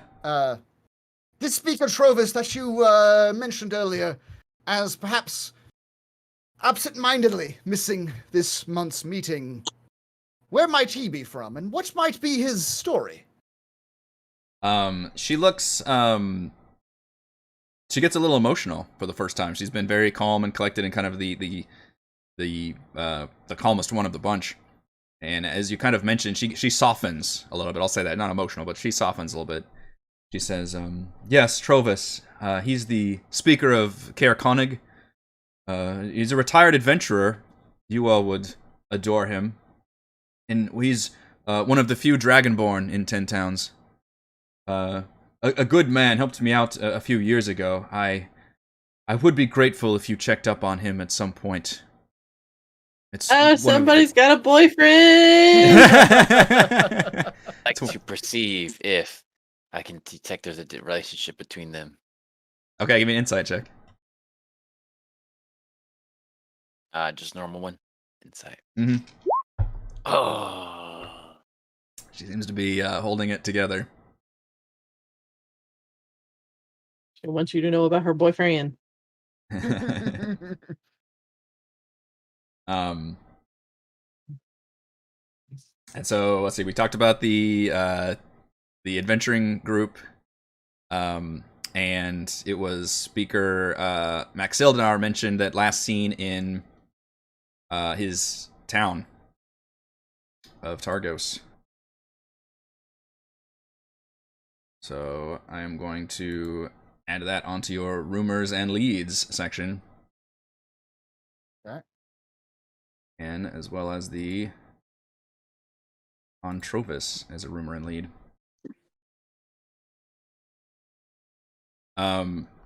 And then Speaker Maschu mentions that he has a problem in his city of Tourmaline, which, Frey, at least you would know that Tourmaline is known for its mines.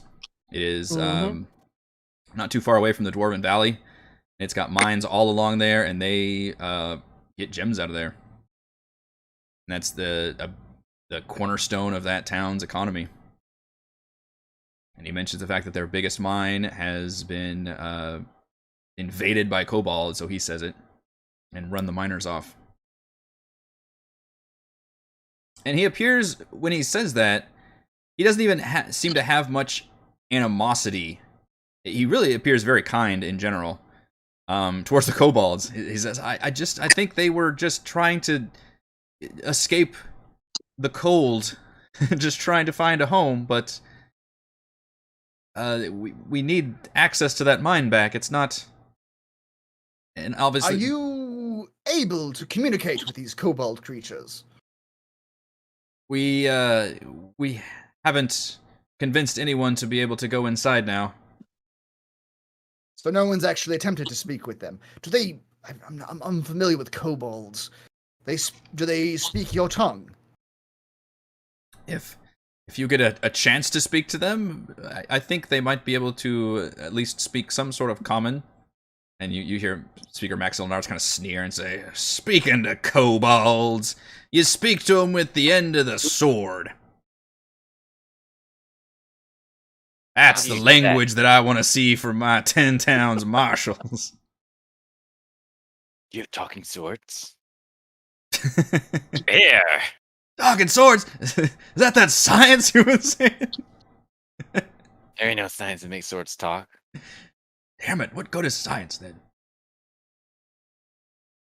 But I will add that to your quest log as a beautiful mine. I get it. Mm-hmm. And then, since you were talking about, the towns being isolated and stuff, Speaker Shane says, we have another problem with losing contact with some of the smaller towns. There are a few things that keep people's spirits up around here, and one of them is our famous honey mead, which comes from good mead. The town is, of course, named after the famous honey mead. Unfortunately, our latest shipment never arrived, and I've heard no word from Goodmead nor from Speaker Reelsbarrow. You can imagine my concern with things going bad if our taverns go dry.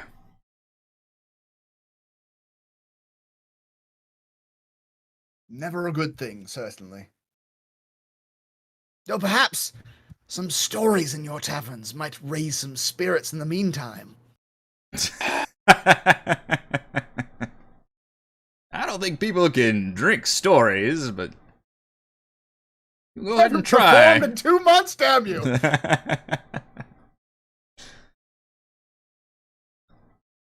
But I will add that as an official quest, as the mead must flow. Must it, though? Must it?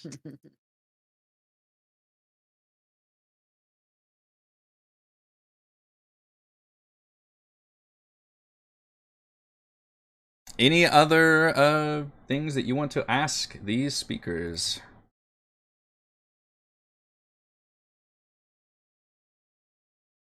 So, I'm writing this down. Where were the current speakers from?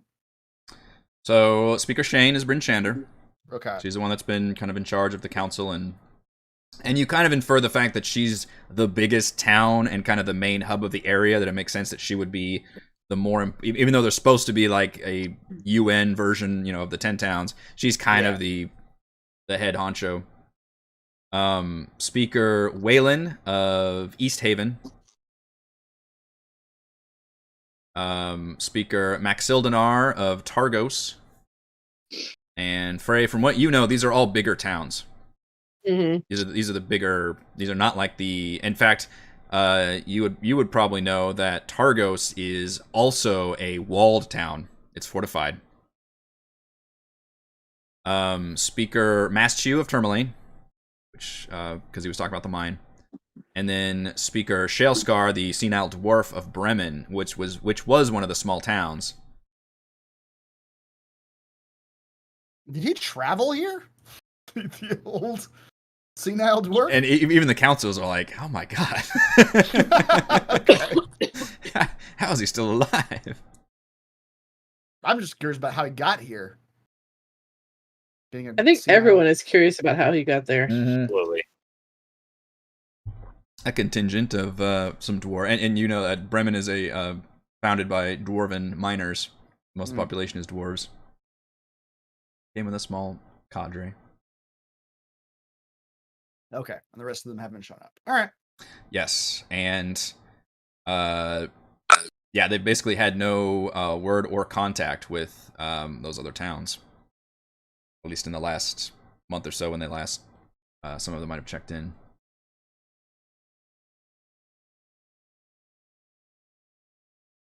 Well, my good speakers, we will endeavor to do your deeds or your work and aid 10 towns in any way that we find it is in need of aid in our travels. And we thank you for this opportunity.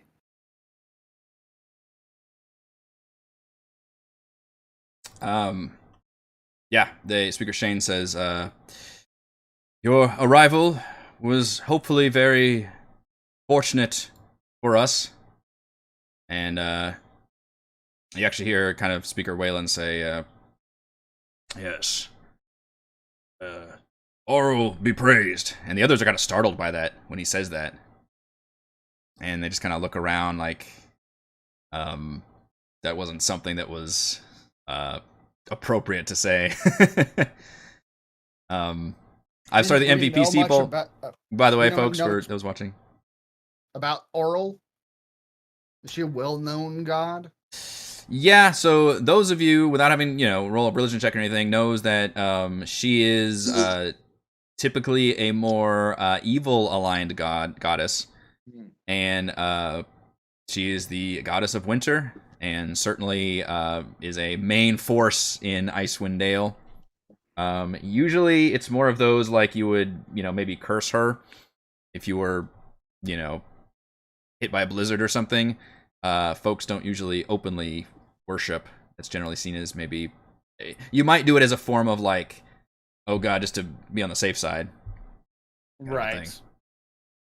But yeah, that definitely caused everybody to be a little upset about that. But I will add that as a rumor and lead, is if there's any more oral worshipping going on in towns. So you folks are free, and then yes, they agree. They thank you for the service, and say that you can be paid if you check in with any of the speakers. And they go ahead and Speaker Shane actually advances you all your money right now. She hands you each your first payment of 10 gold pieces each. Ooh. Says we are serious about this relationship, and we hope that you are as well. Indeed. I say we cut our losses and run. 10 gold is good. 10 gold, baby. Good enough for now. Get out of here. So that's 10 gold each. Yes. Ooh. I'll just drink it away and never be heard from again. Really, in essence, doing what's best for 10 towns, just leaving. I mean, Right. So it's getting late in the day at this point. met us. And she points you all and says, we would recommend the Northlook Inn. Wait, you're not putting us at Motel 6, are you? Like, we want a Hilton minimum. Because I think that your group will appreciate the Northlook. It's it's very open and welcoming to adventurers as yourselves.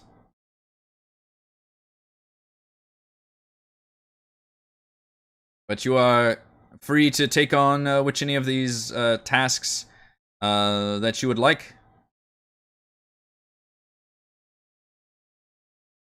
And obviously, you all probably want to check in with your dwarves and get paid from them as well.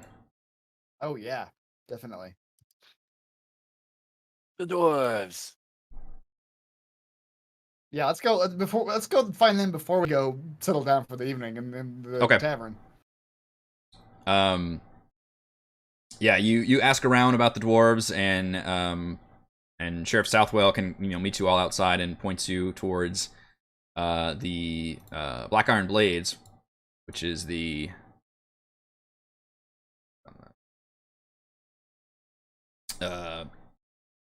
blacksmith. And from there, you find the dwarves, and the blacksmith is there, and immediately thanks you all for delivering these ingots. Mentions the fact that the guards had already brought it in there, and the dwarves were singing the praises of this human and elf. Now, keep in mind they never met the rest of the party, so there's a bit of an awkward conversation there. Where are we staying again? You're at a blacksmith's. No, where are we staying? The tavern we're staying in. Oh, the Northlook Inn. Okay. Both Valravn will invite both the sheriff, as we're leaving the sheriff, to come to this inn to have a drink later that night, because he really does want to interview him.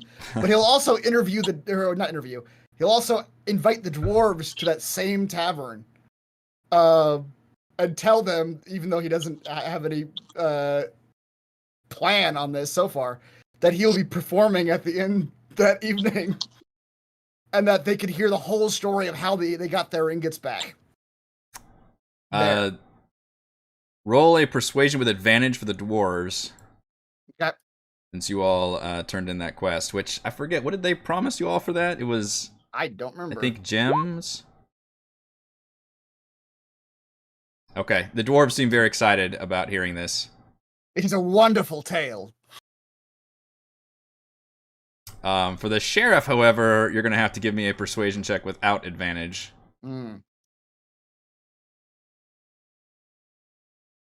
Without advantage. All right. About a 15.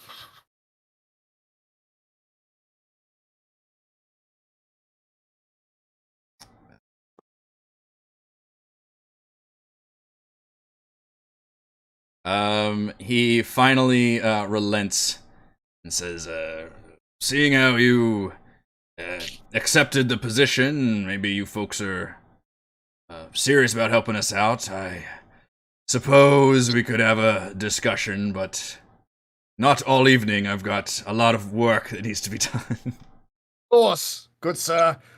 I will buy you one drink. You will tell me the story of giants assaulting your fair town. I will tell you the story of how we got back those ingots, and we will have you on your way.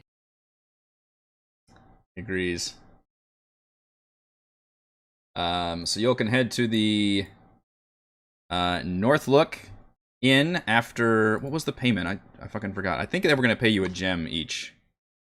A gem. One gem. One gem. Well, keep in mind, the gems are... One Slim Jim. One Slim Jim. The gems are worth... In fact, you all can... You know what? You know what we can do? Everybody roll... Go to your macro page, and everybody roll on the 10 GP gem thing, and that's what kind of gem they give you. But they're all going to be worth 10 gold. Okay. But everybody can roll that to see what kind of gem you end up with that they give you. And they're extremely thrilled that you came through and excited to hear the story. There we go.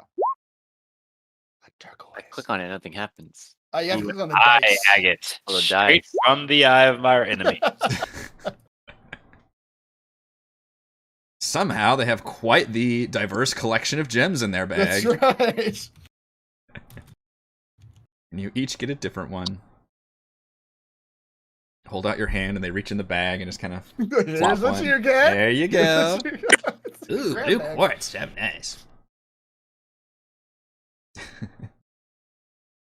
And then at the north look, doesn't look like anything from outside, just an average-sized inn, located strategically near the north gate.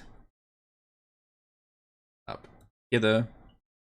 You're greeted by rustic decor and trophies that look more like an adventuring guild inside, including mounted beast heads and hanging weapons on the walls. And above the bar is just the biggest fish you've ever seen mounted to the wall. I've seen bigger. And in fact, Frey and Thimbleweed, you all probably even stayed here before if you ever went through Bryn Shander. This is definitely the most welcoming, like won't turn anyone away kind of inn. But friendly too. And you know that the owner and proprietor is a salty, bald, retired adventurer named Scramsax. And if you all flash your badges, he kind of nods respectfully and gives you, key cards to your own rooms without any cost to you. Fancy key cards. Fancy key cards. Iron keys. Valravn will speak to this Scramsax. Scramsax, is it? And also find himself a place to perform by popular demand. Okay. He'll just basically, he'll just negotiate, which we're already getting free lodging and food due to, Give us money to stay here. That's right. I've already Give us given you money. free lodging and food. What more do you want from me? Valravn just wants the stage. He just wants a place in the evening to present his latest story.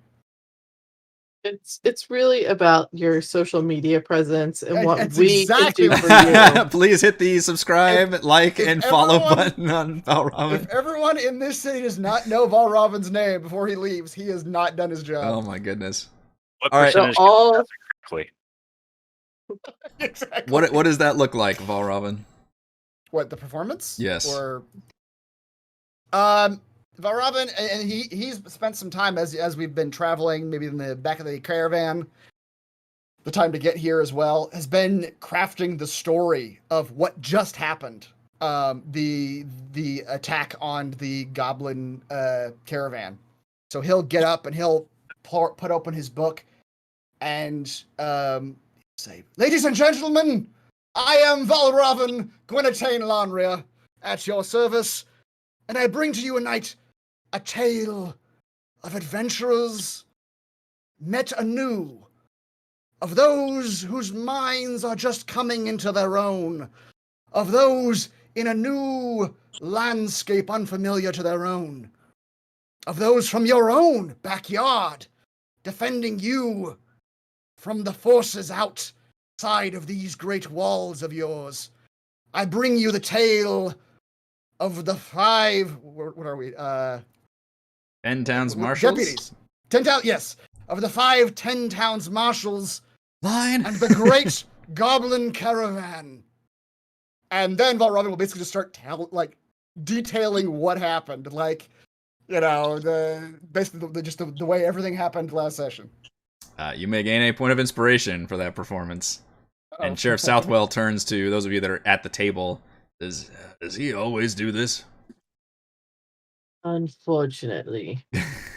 Celeste And is just he like gets- leaning forward, just like enthralled in the performance, and like gasping at like all of the like. I wonder.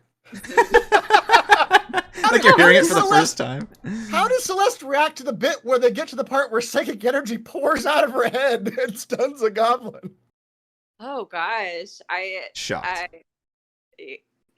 yeah, I don't know. I think she just sort of zones, like blanks out at that point. Like that's a little like Like it's not even her. It's just, I hate to be that person.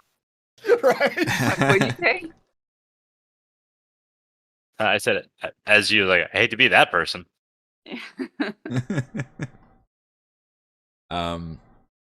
Yes, that people are enthralled by this this tale, and you could tell a lot of the discussions has been nothing but the current catastrophe, what everyone's experiencing, which is this darkness, and you hear people various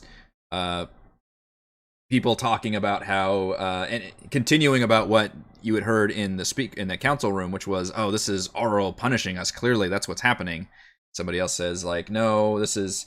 In fact, you hear somebody else say, I heard there's a bunch of wizards in 10 towns searching for someone or something. They probably caused all this. Somebody else thinks, no, there was some comet that flew across the sky not too long ago. That was a sign of something happening. And everybody's got different like tales and stories to tell. But otherwise, you can all get a long rest at the North Look Inn. Thimbleweed, you were our MVPC this session. Indeed. So you get to roll on the MVPC loot table to see what you get. How many Slim Jims will I get? That's right. The MVPC poll. That is the one. All right. Just making sure. You gain a potion of healing. It's handy. Also, while you guys are in town, if you want to do any shopping, anything, we can also do that at the start of next session. But all right. You're in town, you can do it. And at some point, I would assume Celeste needs to get cold weather gear, because she literally appeared like in the tundra with just this like uniform on, and you, Celeste, have been, until you got to town at least, very, very uncomfortably cold. Not to the point you have to roll like con saves, but it would not have lasted much longer. So at the very least, and I'm not going to make you actually purchase that, because everybody kind of started with that. Like but appeared in the tundra. Do what? She's like appeared in the tundra. That's as far as you guys know. That's why her voice quivers. Because she's Yeah, cold. very cold. It's cold. You cold weather gear, and then it's just like, oh, let's go adventuring now. Suddenly just pure confidence. Complete confidence. So yeah, any shoppings, you got all the long rest stuff that you get, and then yeah, Thimbleweed, you got a potion of healing. And then before we formally end this session, the DM needs to ask, what would you guys like to do next time? So I know what I need to prepare.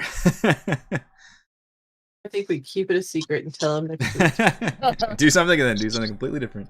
Here's a fourth option that he didn't think of. We get 2 quests to go to, right? We got Goodmead for the Mead Must Flow and Tourmaline for the Beautiful Mine. That's What helps correct. the miners? Are you guys back on Help the miners? landing page? You can love that? Yes. Okay. I mean, that guy was also the nicest to us, so helping him with his mining problem is probably the best bet. People can do without drink for, a few days, right? He's too good looking. I don't trust him. I'm the most good-looking person in this region. Jealous of anyone else. But I'd say the beautiful mine. Go to Tourmaline, do some hopefully kobold diplomacy, but perhaps kobold fighting. And Speaker Shane did mention the fact that sticking to the trails is generally going to be your safest bet. And especially after you reported how close those goblins were. She just says it's getting, increasingly dangerous, and eventually she says we may find a need for you to travel beyond 10 towns further out into the tundra, in which case she does mention the fact that and her city specifically would be the best to do this, but give you all mounts, or if you are really into that wagon, she says maybe we can work something out there, but that would help facilitate travel. But for now, she says she recommends if you primarily stick to the roads and travel around the towns themselves, that's probably going to be your safest bet. How far of a walk is it from like Bryn Shander to Tourmaline? From Bryn Shander, so if you look at the map, you go to, generally if you want to follow the trails, you'd actually go to Targos first. You don't have to, you could cut across. But like Bryn Shander to Targos is like an hour of just on foot. And if you go Targos to Tourmaline, you're probably looking at about 3 hours of marching. Like half a day of travel if we wanted to just go there. Okay. Yep. We could shave off 15 minutes by going through the dark forest. That's right. Yes. Worth it. We lost a couple, but That's right. I think we So made it many out. of us died, but we shaved off those 15 minutes. All right, so we're going to Tourmaline next session is our plan. I think that will do it for this week's session of Rime of the Frostmaiden. Thank you to Chris, Heather, Rochelle, Raymond, and Reese for playing. Thank you to all of our wonderful fans for watching. And thank you to awesome patrons. Shoutouts to Platinum patrons, Joe, Will, Tiny Dancer, Manuel, Wizard, Princess, Christopher, Star, Loverly, Thomas, Ian, Captain Mike, Adam, Goblin Works, Aiden, and Instant Lose. Gold patrons, RPG Papercrafts, Charming Grenade, Pretty Boy, and Yuma, Marcos de Vicente, Gilberto, Dead Lizard Lounge, Sam, Ross, Lippy Spuds, Jerome, Fatboy619, Scalini, Nick, Farty McButterpants, Blood Angel, Veronis, The Fireworks Factory, Baboon, Sean, aka Cert2B, Nathan, and Fast Like a Tortoise. We are live streaming our D&D adventures every week. We will see you all next time. Ah.